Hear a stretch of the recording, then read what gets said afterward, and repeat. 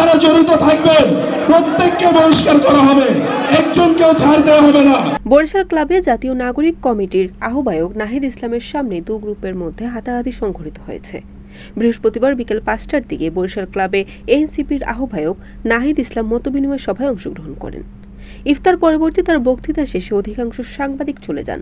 এরপর বরিশাল ক্লাবের হল রুমে দলের দুই গ্রুপের নেতাকর্মীরা তাদের কমিটি গঠন নিয়ে বিবাদে জড়িয়ে পড়ে।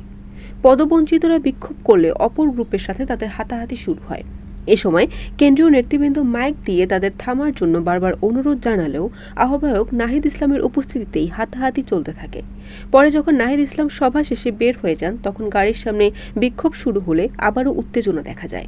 সেখানে এক গ্রুপের প্রতিবাদকারীরা গাড়ির পথরোধ করলে অপর গ্রুপ সেখানে উপস্থিত হয়ে উত্তেজনা আরও বাড়িয়ে তোলে।